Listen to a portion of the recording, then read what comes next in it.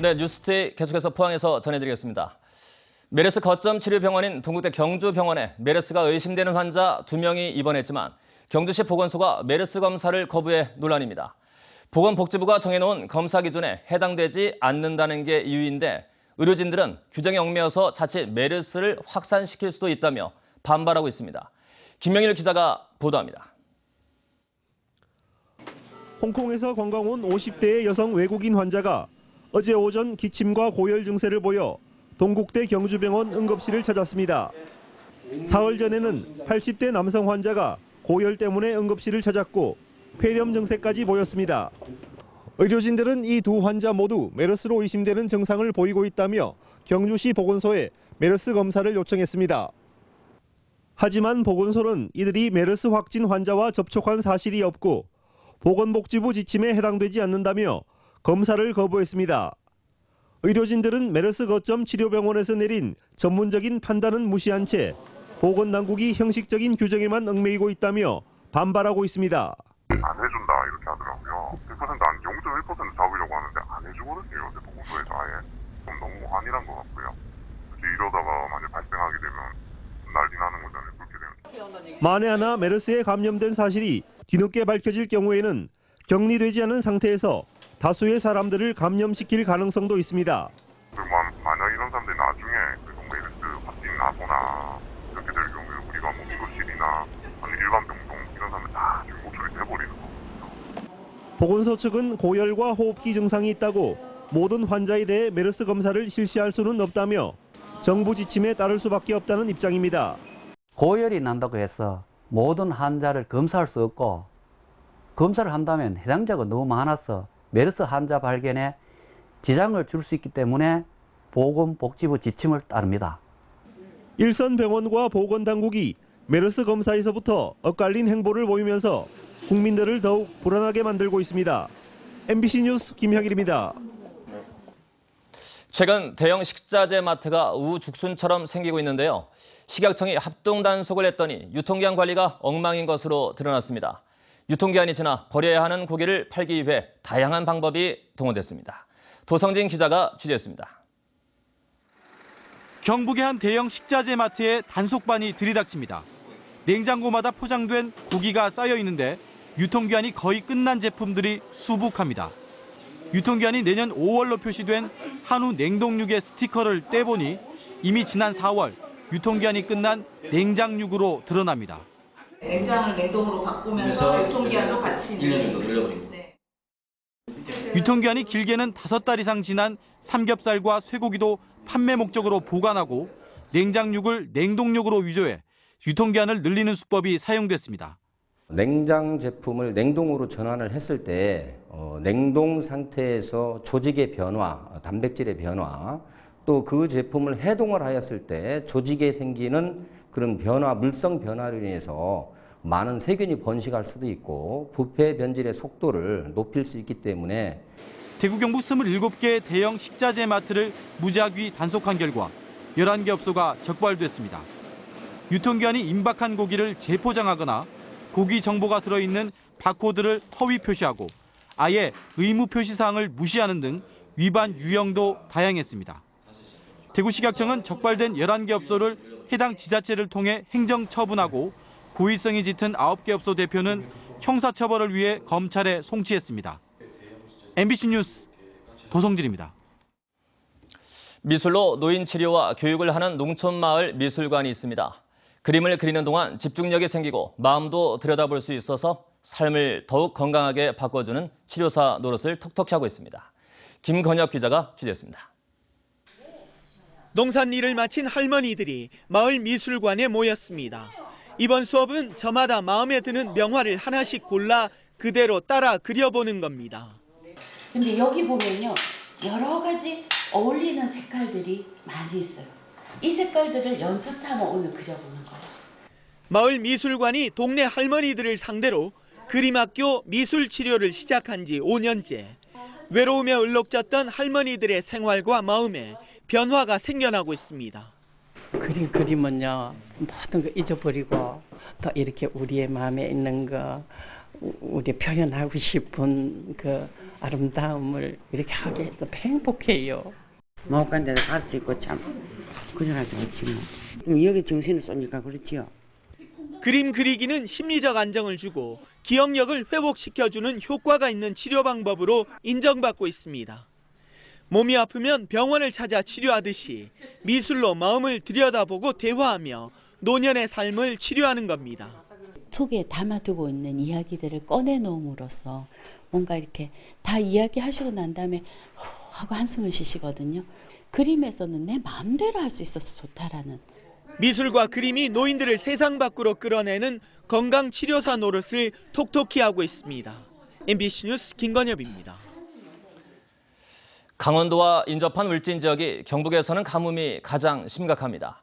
이달 말까지 최소 100mm 이상 비가 내리지 않으면 마르는 논이 생겨나고 전면적인 제한급수가 불가피해 보입니다. 김기영 기자가 취재했습니다. 울진군이 보유한 급수차로도 부족하자 소방차가 식수를 나르고 있습니다. 식수난은 2주 전보다 눈에 띄게 악화됐습니다. 두 곳이던 운반급수 마을은 3곳으로 늘었고 하루 한 번 단수하는 제한급수 마을은 8곳에 이릅니다. 며칠 전 굴착한 하천을 6m까지 더 파보지만 나오는 물은 시원치 않습니다. 농업용수를 대기 위해 하천을 파면 식수원이 달리는 악순환이 이어집니다. 물이 6m 내려가도 물이 안 나오니까 심어놨는데 물을 풀 수가 없습니다. 그러다 보면은 올 농사는 접는다고 봐야죠. 울진군 최대 식수원인 남대천은 3주 전에 말랐고 매화천도 하얀 바닥을 드러내 물기라곤 흔적조차 없습니다. 평해 남대천은 바다와 맞닿은 하류에만 겨우 물이 고일 정도인데 이마저도 일주일을 버티기 어려워 보입니다. 보름 이상 지금 저희들이 견뎌왔기 때문에 남은 기간은 일주일 정도 최대한 보고 있습니다. 기댈 곳은 왕피천. 계곡이 깊어 울진에서 유일하게 물이 흐르고 있지만 이미 곳곳에 파이프를 박아 물을 끌어 쓰고 있어서 언제 바닥을 드러낼지 불안한 상황입니다. 이곳마저 마르면 당장 울진군 전역에 제한급수를 해야 합니다. 저번 주까지는 3개 마을이 지금 제한급수가 있었는데 금주부터는 8개 마을로 지금 늘어났습니다. 6월 말까지 무강우시에는 울진 전역으로 제한급수가 불가피한 실정입니다.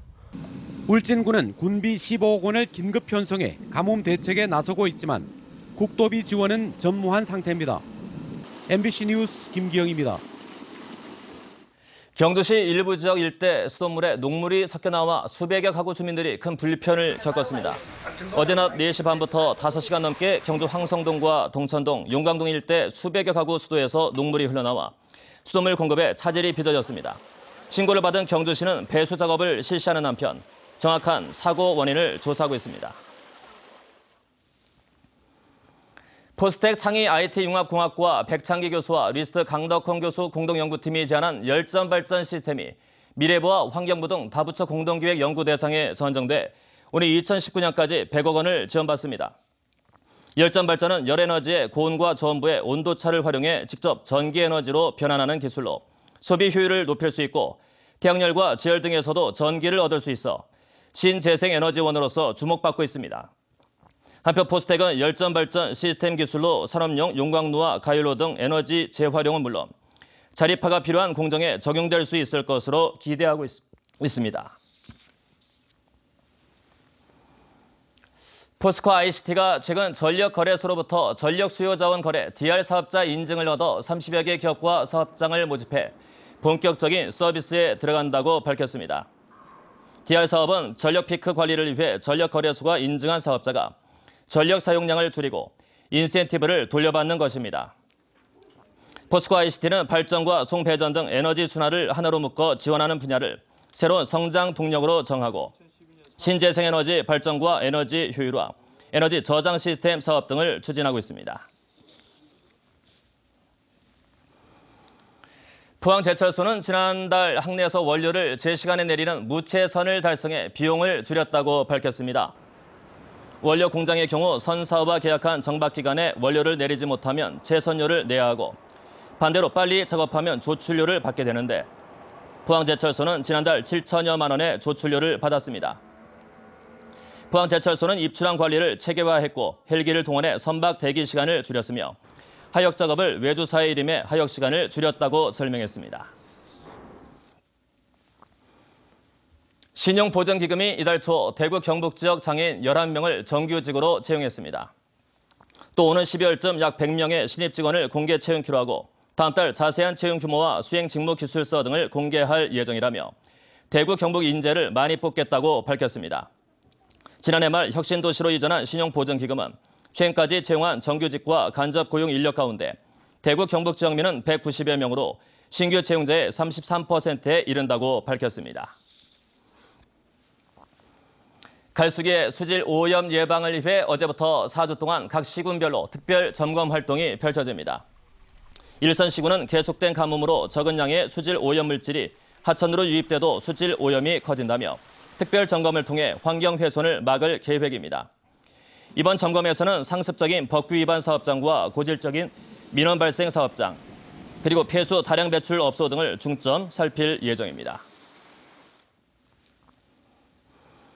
경북교육청이 초등학교 1학기 말 시험 문항을 개발해 원하는 지역 초등학교에 제공하는 시험 문제은행을 운영키로 했습니다.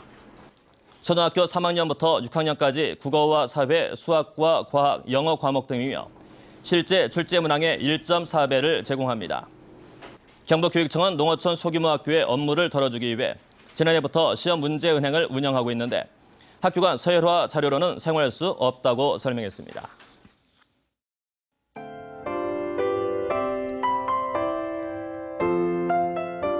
오늘 경북 동해 한 지역은 기압골의 영향권에서 점차 벗어나 맑은 하늘 드러나겠습니다.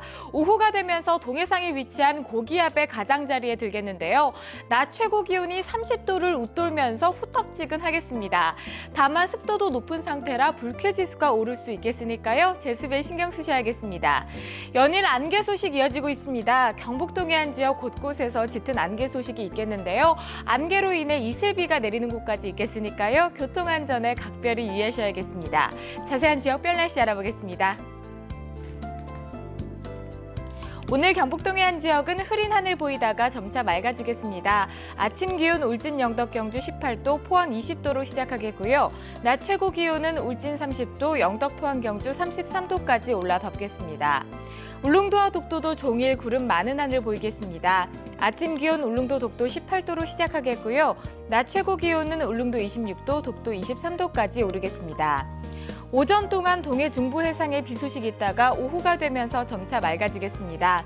바다의 물결은 0.5에서 2.5m로 잔잔하겠습니다. 내일까지 고온 현상 보이겠는데요. 다음 주 중반까지 평년 기온을 보이겠습니다. 날씨였습니다. 네, 뉴스데이 포항에서 전해드렸습니다. 감사합니다.